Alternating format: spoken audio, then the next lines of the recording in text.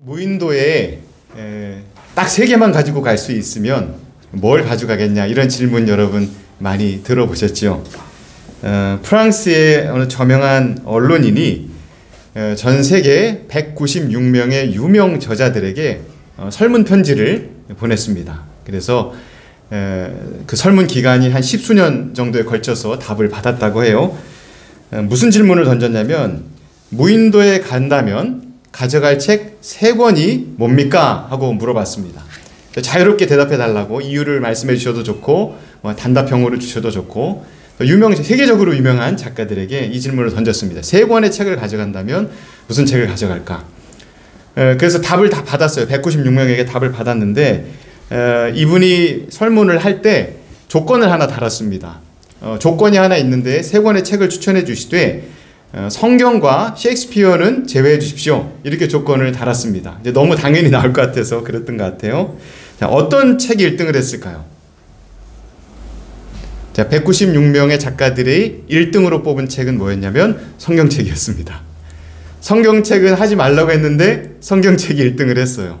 그러니까 아마도 이 작가들이, 아니 성경책을 왜 빼냐고, 성경책을 제외하고 어떻게 책을 추천할 수가 있느냐라는 어떤 무언의 항변을 한 것이 아닌가라는 생각이 듭니다. 그래서 성경책이 1등이고 나머지 톨스토이 작품도 있고 도스토옙스키 작품도 있고 여러 유명한 작품들, 또 우리는 잘 모르지만 또 유명한 작품들, 아마 그분들이 사랑하는 책들이 있었겠죠. 그런 여러 목록들을 제가 좀 봤습니다. 제가 질문을 좀 약간 바꿔봤습니다. 그래서 저 자신에게 한번 그 질문을 던져봤어요. 그러면 나는 만약에 무인도에 들어간다면 성경책 중에, 물론 성경책을 가져가는데 성경책이 여러분 몇 권이죠? 총?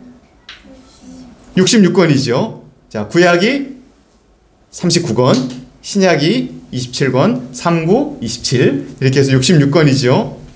자, 이 성경 66권 중에 만약에 딱 한 권만 가지고 갈 수 있다면, 성경 전체가 아니라 66권의 각 권들 중에 딱 한 권만 가지고 갈 수 있다면 무슨 성경책을 가지고 갈까?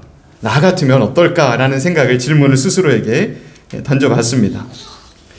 물론 모든 성경이 다 하나님의 말씀이죠. 그렇지만 딱 한 권만 뽑는다면 저는 마태복음을 선택을 할 것입니다. 마태복음 안에는 신약의 문을 여는 첫 번째 책으로서의 아주 중요한 특징이 있습니다. 그리고 마태복음 안에는 세상의 시작이 기록되어 있고요, 세상의 종말과 최후의 심판이 기록되어져 있어요. 마태복음 안에는 사랑하는 우리 예수님의 이야기로 가득 차 있습니다. 예수님의 탄생이 기록되어 있고, 예수님의 생애가 기록되어 있고, 예수님의 그 빛나는 말씀들이 기록되어 있고, 또 우리 예수님의 죽으심과 부활하심, 그리고 승천하심, 우리에게 당부하신 말씀, 그리고 영원히 변치 않는 생명의 언약의 말씀들로 정말 가득 차 있어요. 마태복음은 그런 책입니다. 물론 다른 복음서들, 또 성경들도 예수님을 증거합니다. 그래서 모든 성경이 단 점 하나, 획 하나 빠짐없이 모든 성경이 유기적으로 연결돼서 생명의 말씀이다 라고 우리가 고백을 하지만, 마태복음만이 가지고 있는 아주 특별한 점이 한 가지가 있습니다. 그 특별한 점이 무엇이냐면 바로 신약의 첫 번째 책이라는 점과 구약과 신약을 연결해주는 다리 역할을 하는 책이다 라는 점이 마태복음만의 특별한 점이에요. 구약과 신약을 연결시켜주는 책입니다. 그 중요한 연결점이 마태복음 중에서도 1장, 그 1장 중에서도 바로 오늘 우리가 읽은 족보입니다. 1장의 전반부에는 예수님의 족보가 기록되어져 있습니다. 그런데 이 마태복음 1장에 기록된 이 책을 펴자마자 나오는 이 족보가 성경을 읽는데 어떤 때는 참 굉장히 어려움을 주기도 해요. 왜냐하면 펼치자마자 너무나 많은 이름들이 쏟아져 나옵니다. 잘 모르는 이름들도 너무 많이 나와요. 그래서 누가 누구를 낳고 누가 누구를 낳고 엄청난 숫자가 기록되어져 있습니다. 수십 명이 등장을 합니다. 잘 모르는 이름들이 계속 나오기 때문에 어쩌면 우리가 마태복음이나 신약 성경을 막 읽기를 도전을 할 때에 좀 어렵다, 혹은 조금 지루하다라는 생각이 들 수도 있습니다. 그러나 오늘 우리 찬경의 성도들은 이 마태복음 1장 이 족보 정말 자신있게 읽을 수 있어요. 우리 찬경 성도들은 이 정말 자신있게 족보의 문을 열 수 있는 이유가 2절에 기록되어 있습니다. 2절 말씀 같이 한번 볼까요? 같이 한번 읽어봅시다. 아브라함이 이삭을 낳고 이삭은 야곱을 낳고 야곱은 유다와 그의 형제들을 낳고.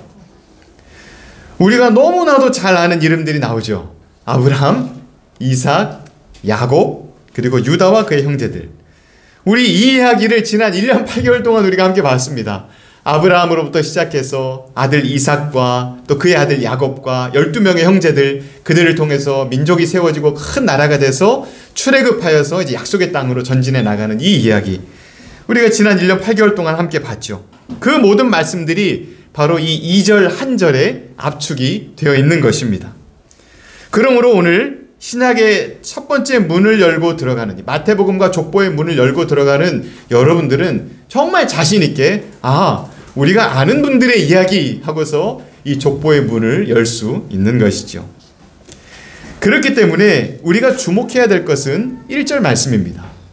1절을 보시기 바랍니다. 아브라함과 다윗의 자손 예수 그리스도의 계보라는 이 말씀. 이 말씀은 아브라함에게 주신 하나님의 언약이 대를 이어서 예수님의 때에 대해서 성취되었다라는 뜻입니다. 그 언약이 무엇이었습니까? 큰 민족을 이루고 복의 근원이 되게 하겠다 너를. 너의 자손들이 큰 복을 받게 하겠다. 이것이 바로 하나님이 주신 언약의 말씀이었죠. 정말 하나님께서 주신 그 언약대로 아브라함의 자손들은 큰 민족을, 하나님의 백성을 이루게 되었습니다. 그리고 유다 지파를 통해서 다윗과 같은 위대한 왕들을 세우시고 또 이 왕족의 후예로서 예수님을 이 땅에 보내주시는 그 하나님의 축복의 언약을 대를 이어서 베풀어 주셨지요. 이 모든 인간의 인류의 역사 속에서 하나님의 언약과 축복이 이 한 가문의 대를 이어서 예수님에게까지 이르렀다. 이것이 바로 오늘 우리가 읽은, 앞장만 읽었습니다만 우리가 읽은 족보의 내용이에요. 1절부터 16절까지의 족보의 내용입니다. 그렇다면 아브라함은 얼마나 위대한 믿음의 선조입니까? 예수님은 하나님의 아들이시잖아요. 하나님이신 예수님께서 이 가문 안에 들어오신 거죠. 인간이 되셔서. 정말 위대한 아브라함과 정말 놀라우신 우리 하나님의 아들 예수님, 그 사이에 이어진 언약과 축복이라면 그 중간에 있는 분들 얼마나 대단한 분들일까? 하나님의 언약과 하나님의 축복을 대를 이어서 이어주신 분들은 얼마나 대단한 분들일까? 그런 생각이 자연스럽게 우리 마음속에 듭니다. 그러면 여러분, 정말로 이 족보에는 위대하고 존경받고 사랑받는 분들만 있을까요? 예수님의 족보에는 어떤 분들이 있을까요? 먼저 이 족보에는 5명의 여성들이 등장을 합니다. 5명의 어머니들이 등장을 해요. 그런데 고대 근동 문화에서 여성들의 이름이 족보에 기록된다는 것은 굉장히 예외적인 일입니다. 찾기가 희귀할 정도로 아주 예외적인 일이에요. 근데 5분이 등장을 해요. 그 당시 문화에서는 인구조사를 할 때도 남자들의 숫자를 셌습니다. 그것도 장정들의 숫자만 셌어요. 어린이나 또 노약자나 여성들의 숫자는 제외했습니다. 남성들, 특별히 장정들의 숫자만 인구조사에 포함을 할 정도였어요. 그런데 5명의 여성들이 족보에까지 이름이 기록이 된 겁니다. 더 놀라운 사실은 이 5명의 여성들 중에, 어머니들 중에 한 분, 이제 예수님의 모친이었던 마리아, 이 마리아를 제외하고 나머지 4명은 이방 여인들이었어요. 유대인들이 아니고 이방 여인들이었습니다. 그 동시에 이 족보가 기록될 당시에 유대인들은 이방인 그러면 막 몸서리치면서 미워하고 싫어했었어요. 얼마나 배척했는지, 심지어는 정말 사람이나 영혼 취급도 하지 않을 만큼 아주 배타적이고 아주 이방인들을 멸시했던 것이 그 당시 문화였습니다. 그런데 여성들의 이름일 뿐만 아니라 이방 여인들의 이름이 4사람이나 이 족보에 올라가 있는 거예요. 더군다나 이분들의 직업이나 했던 일을 살펴보면 성경에 다 기록되어 있습니다. 결코 평범한 분들이 아니었어요. 다말이라는 분이 있는데 다말은 간음한 여인이었습니다. 라합은 우상 숭배하는 기생이었어요. 창기였습니다. 룻은 이 민족만큼은 절대로 하나님의 백성이 될 수 없다라는 민족이 모압과 암몬 족속인데 이 백성은 절대로 하나님의 총에 들어오지 못한다고 했던 바로 그 모압 출신 여인이 룻이었어요. 우리아의 아내였던 밧세바, 부도덕함으로 결혼 관계를 완전히 산산조각낸 장본인이었습니다. 이들만이 아니에요. 이 족보에는 실수와 죄와 부끄러운 사건들이 얼마나 많이 기록되어 있는지 모릅니다. 아내를 왕에게 빼앗기고 억울하게 죽임을 당한 사람의 이름도 여기 기록되어 있어요. 남유다 왕조에서 대대로 가장 악을 행했던, 너무나도 악행을 했던 왕들의 이름도 여기 기록되어 있습니다. 우상 숭배하다가 나라가 망하고 완전히 망해버려서 포로로 끌려가는 이야기도 여기 족보에 기록되어 있어요. 결국엔 나라가 없어져서 이름도 잃어버리고 창씨개명을 당해서 바벨론의 포로로 끌려갔는데 바벨론식 이름으로 족보에 올라간 사람들의 이름도 여기 있습니다. 여러분, 지금 누구 족보 이야기를 하고 있는 것입니까? 예수님의 족보 이야기를 하고 있어요. 예수님의 족보에 이런 사람들이, 이런 조상들이 기록되어 있다는 것입니다. 여러분, 이것이 우리에게는 은혜예요. 은혜입니다. 예수님께서 태어나신 그 가문이 우리 이 땅을 살아가는 어느 내 인생과 조금도 다름이 없는 그런 구성원들로 되어 있고, 아니요, 오히려 더 나쁘고 더 안 좋은 사람들로 구성되어 있다는 것을 우리가 보게 되죠. 그렇게 보입니다. 그렇다면 하나님께서 이 족보로, 이 모든 기록들이 상세히 기록된 이 모든 족보로 신약 성경의 문을 열게 하시는 이유가 무엇이겠습니까? 예수님 가문의 어떤 그 역사성을 보이기 위해서 이 내용들을 다 기록한 것일까요? 아마도 누군가 어느 한 인간의, 위대한 인간의 뭐 전기를 기록한다 해서 무슨 책을 쓴다고 했다면, 뭐 이 얼마나 부끄러운 일들이 많습니까? 이 부끄러운 족보는 아마 기록하지 않고 숨겼을 거예요. 아니면 좀 용기를 낸다 하더라도 책의 가장 마지막에 사람들이 좀 안 펴보는 부분에 살짝 넣거나, 아니면 조상들 중에도 정말 위대하고 훌륭한 분들 고르고 골라서 그런 분들로만 족보를 썼을 수도 있겠죠. 훌륭한 사람들의 이야기만 남겼을 것입니다. 그런데 하나님의 말씀, 신약 성경의 문을 여는 이 예수님의 족보는 너무나도 부끄러운 사람들의 이야기가 기록된 족보입니다. 성령 하나님의 영감으로 쓰신 이 성경에서 이 부끄러운 내용이 담긴 족보를 신약의 첫 번째 자리에 두신 이유는 너무나도 분명해요. 1절에 그 이유가 기록되어 있습니다. 아주 중요한 단어가 있어요. 아브라함과 다윗의 자손 예수 그리스도의 뭐라고 말씀하십니까? 예수 그리스도의 계보라고 말씀을 하세요. 이 계보라는 단어가 굉장히 중요합니다. 족보가 아니라 계보입니다. 이 계보라는 단어 안에 비밀이 담겨져 있어요. 족보는 과거에 한정되고 제한된 역사를 말하는 것입니다. 그러나 계보는 과거가 아니라 여전히 계속되고 있는 미래를 포함하고 있어요. 계보라는 것은. 그러므로 이 족보가 계보다라는 것은 예수님께서 오심으로 이 족보가 여기서 마무리되고 끝났다라는 의미가 아니라 예수님의 계보는 지금도 여전히 새롭게 여전히 이어져 가고 있고 앞으로도 계속될 것이다 라는 의미를 이 안에 가지고 있는 거예요. 그것이 계보라는 뜻입니다. 헬라어 원문의 이 계보라는 단어를 보면 이 의미를 더 선명하게 보여줍니다. 헬라어 성경에서 창세기라는 이 책의 제목이 바로 여기 계보라는 단어예요. 창세기 제목을 계보라는 단어로 그대로 사용을 했습니다. 이것이 무슨 의미겠습니까? 하나님의 창조의 역사가 이 온 세상을 짓고 온 세상에 이루어졌던 것처럼 예수님의 계보도 하나님의 창조와 새로운 자손들의 탄생과 계속되어져 가고 계속 만들어져 간다는 것을 바로 이 안에 이 단어를 통해서 내포하고 있다는 것입니다.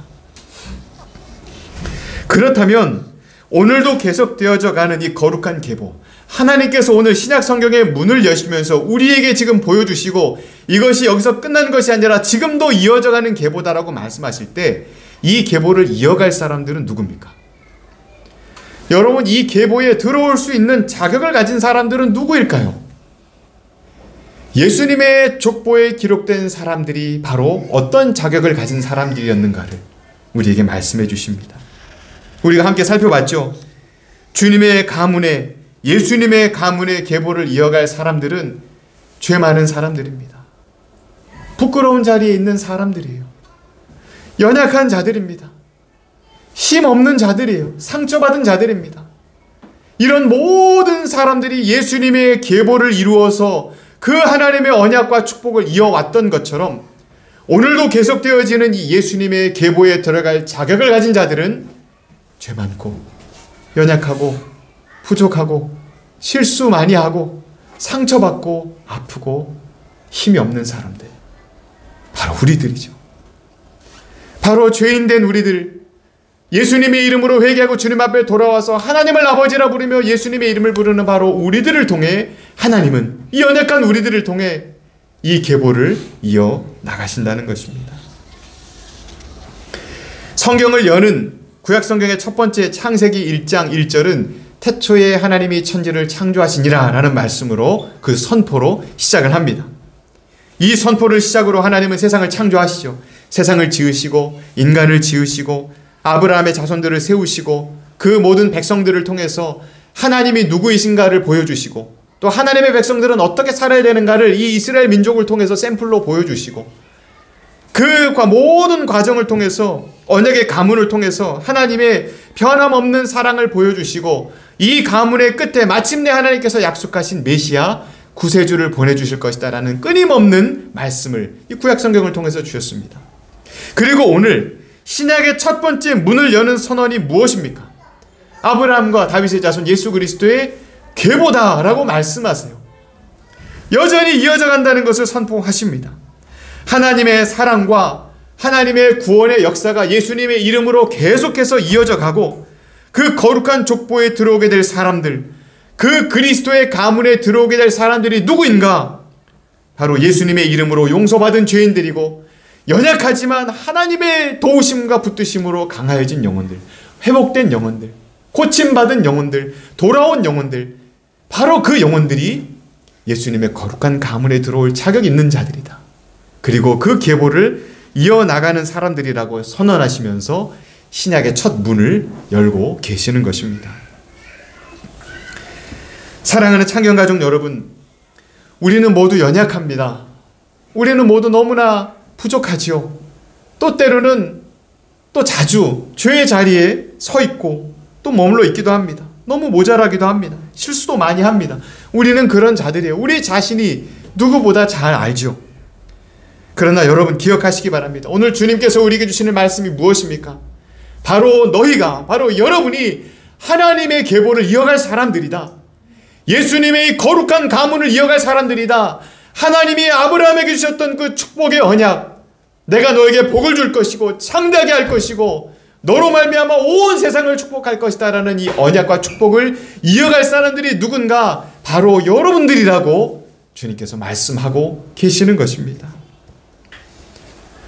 우리가 어떻게 이 놀라운 직분을 받게 됐습니까? 우리가 어떻게 놀라운 자격을 얻게 됐습니까? 무슨 이유로 우리가 하나님의 부르심을 받아 여기 올 수 있었습니까? 이 영광스러운 자격은 바로 저 골고다 언덕의 십자가에서 온 것이죠.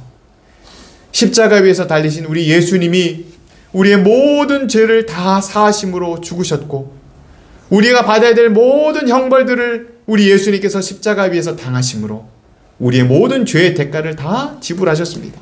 다 치르시고 우리를 거룩하게 만들어 주셨어요. 우리의 죄를 사하시고 우리의 연약함을 강하게 하시고 우리의 부족함을 하나님의 은혜로 채워주심으로 말미암아 예수님의 이름으로 말미암아 하나님께서는 우리에게 이 거룩한 계보 안에 들어올 수 있는 자격을 주신 것입니다. 우리는 그것을 믿습니다. 우리가 믿는 것이 무엇입니까? 하나님의 자녀가 되고 죄가 사함을 받고 하나님의 거룩한 백성이 되었다. 이것을 우리가 무엇으로 믿습니까? 오늘 사도신경에서도 고백했지요. 전능하사 천지를 만드신 하나님 아버지를 내가 믿사오며 그 외아들 우리 주 예수 그리스도를 그리고 그분의 죽으심과 그분의 부활을 믿는다. 여러분 이것이 우리가 가진 믿음이죠. 이것이 우리가 믿는 바입니다. 이 믿음으로 우리는 하나님의 자녀가 되었습니다. 그러므로 사랑하는 성도 여러분 분명히 기억하시기 바랍니다. 오늘 지금 우리는 이 땅을 살아가고 있지만 여러분의 진짜 신분이 무엇인가를 여러분 분명히 기억하셔야 돼요. 여러분이 어느 가문에 속한 사람들인가를 여러분 기억하셔야 됩니다. 누구의 이름으로 이 땅을 살아가고 있고 누구의 후예로서 이 땅을 살아가고 있는가를 여러분 분명히 기억하셔야 됩니다. 어느 가문의 대를 이을 상속자인지 여러분 기억하십시오. 이것을 갈라디아서 3장에 우리에게 말씀해 주십니다. 우리 말씀 한번 보여주시죠. 갈라디아서 3장 26절과 29절 말씀을 우리 함께 읽어보겠습니다. 함께 읽습니다. 너희가 다 믿음으로 말미암아 그리스도 예수 안에서 하나님의 아들이 되었으니 너희가 그리스도의 것이면 곧 아브라함의 자손이요 약속대로 유업을 이을 자니라. 아멘. 그리스도 예수 안에서 우리가 하나님의 아들이 되었다라고 말씀하십니다. 하나님의 아들과 딸, 하나님의 자녀가 되었다는 것입니다.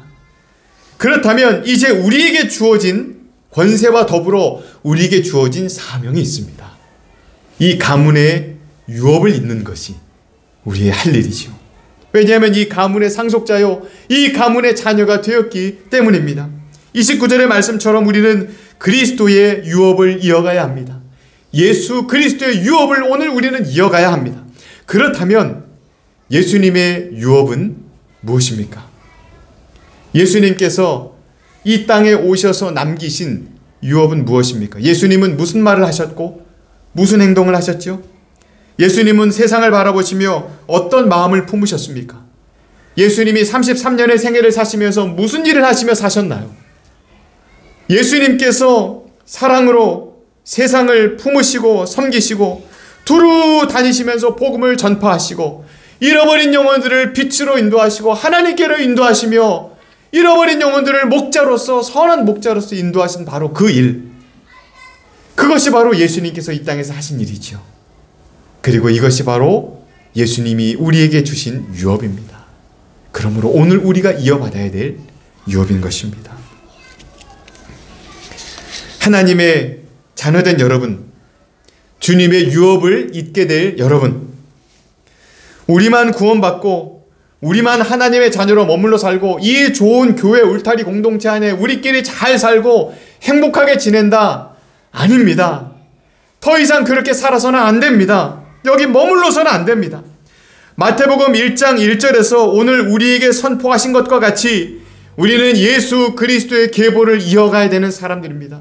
예수님의 유업을 이어가야 되는 사람들입니다. 예수님이 품으셨던 그 마음을 우리도 품어야 하고 예수님이 세상을 바라보셨던 그 눈을 우리도 가져야 되고 예수님께서 사랑하셨던 그 사랑으로 세상과 이웃을 사랑해야 하고 예수님께서 잃어버린 영혼들을 주께로 인도하셨던 것처럼 낙심하고 절망하고 어디로 갈지를 몰라서 헤매고 있는 슬픔 가운데 어둠 가운데 있는 영혼들을 여기 구원이 있고 여기 사랑이 있으며 여기 영원하신 하나님의 사랑이 있다는 것을 보여주고 우리의 사랑과 우리의 섬김을 통해 보여주고 그들을 하나님께로 인도하는 것, 생명의 길로, 살 길로, 구원의 길로 인도하는 것, 이것이 바로 오늘 우리가 이어가야 될 거룩한 가문의 일원된 우리의 유업인 것입니다.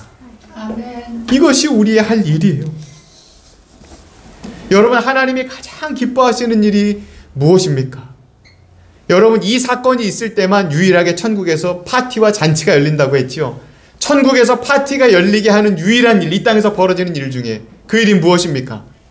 한 영혼이 회개하고 주님께 돌아오는 것. 잃어버린 자녀들이 예수님 앞에 돌아오는 것. 바로 그것이 우리 하나님께서 가장 기뻐하시는 일이고 바로 그것이 천국에서 벌어지는 잔치를 여신다라는 예수님의 약속이에요. 잃어버린 한 영혼이 주님께 돌아오는 것. 하나님은 우리를 예수님의 이름을 가진 목자로 세상에 보내셨어요. 오늘 우리 모두가 우리 자신도 세상도 우리에게 그렇게 말하죠. 그리스도인이라고. 예수님의 이름을 우리에게 주셨습니다. 예수님의 사명은 목자셨어요. 예수님의 이름을 가지고 세상에 나아간 우리들 또한 그 목자의 사명을 가진 것입니다. 오늘 우리가 하나님의 거룩한 가문으로 인도해야 될 영혼들은 어떤 영혼들일까요? 여러분 마음속에 떠오르시는 영혼들 있으실 겁니다. 우리가 그렇게 주님 앞으로 나온 것처럼 이 행복하고 이 복된 자리 어떤 분들을 좀 초청해야 될까? 여러분 좀 마음속에 떠올려 보시기 바랍니다. 혹시 생각이 안 나신다면 하나님 생각나게 해주십시오. 그들의 얼굴을 보여주십시오. 기도하시기 바랍니다. 그리고 이끄시고 인도하시기 바랍니다. 그들을 마음속에 떠올리는 것부터 시작입니다. 그리고 그들을 위해서 기도하고 담대하게 와서 보세요. 얼마나 좋은지, 얼마나 기쁘고 얼마나 사랑 넘치고 행복한지 와서 보세요. 여러분 청하시기 바랍니다. 그때에 우리가 마음속에 기도하고 그 영혼들 하나님 앞에 올려드리고 그들을 청할 때 그 귀한 영혼들에게 우리의 초청이 하나님의 부르심의 음성으로 들려질 것입니다.